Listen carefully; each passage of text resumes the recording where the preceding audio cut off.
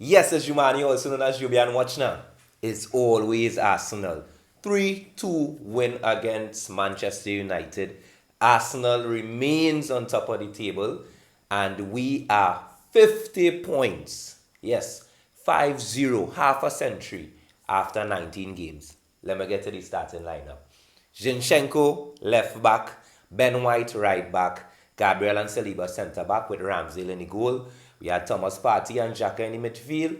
Odegaard in front of them, Martinelli on one side, Saka on the other side, and Eddie Nketiah on top. We basically have a consistent starting lineup, minus the fact that Jesus is out injured. But generally, a consistent starting lineup, a consistent performance, a consistent Arsenal, and we pass yet another test. Who else we could play that would be testing us? Where's the next test? Manchester City. All right, we had to play Manchester City twice, and let me just hold back from what I really want to say and say that Arsenal FC have been playing like the real deal. As a matter of fact, we are the real deal. Let me be real. Now, we started the game like champions. We played the football on the carpet in the first 5 minutes or so. Manchester United got into the game, I must say, and they actually deserved that goal, considering the fact that we were a bit sloppy with our passing.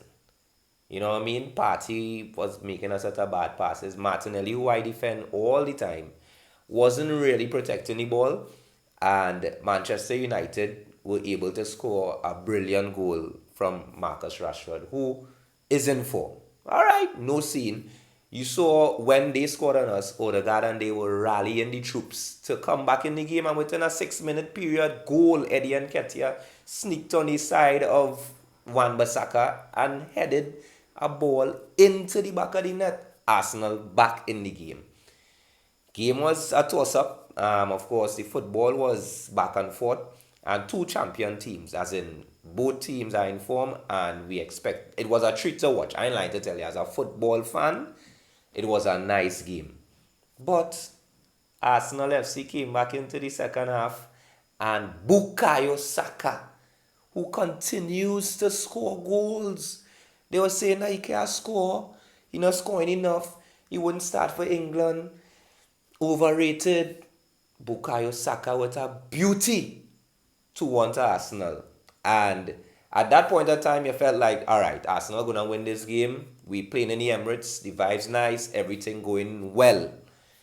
And before I move on to the remaining of the game, I must highlight the fact that Arteta made a brilliant substitution on the half by taking off Ben White, who he just couldn't keep up with the tempo today.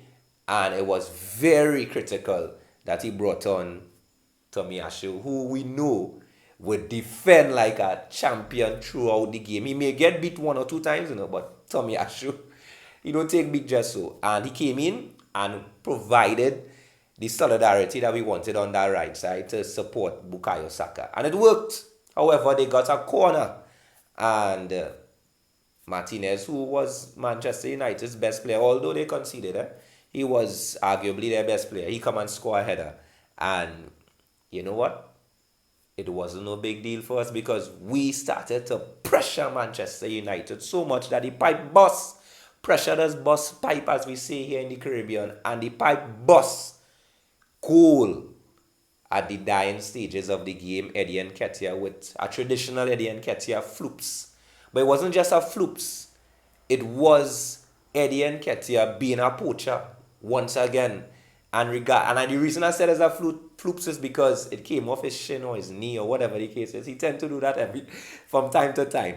But it was a goal and it came after a series of pressure.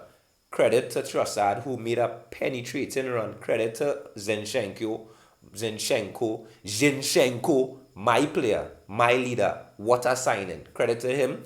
Whipping the ball into Odegaard, who managed to get that last touch into Nketiah's zone and his goal. So Arsenal FC, 3-2 win over Manchester United. And let me just say that bring another test. Bring who else you want to bring? Manchester City, okay, we'll play them twice. And although Manchester City on paper is a better team than us, I would make a strong argument that on the day we can compete and possibly beat Manchester City. I may not jump out myself and say we could beat them back to back, as in beat them in the two games that we have against them. Also, we have a FA Cup game against them coming very soon. But we are the real deal, Arsenal FC. How? Who could beat us? That's Newcastle. That's, well, we draw against Newcastle, but that's Newcastle, Spurs, and now Manchester United. So who is the team that's going to beat us? And I must admit as well that we are in a position where the fixtures is working in our favor. Watch the fixtures for the next 10 games. And then you decide if we really have a chance of grasping the English Premier League. I wouldn't make no prediction yet, but we're in a real good place. So watch now. Is always Arsenal.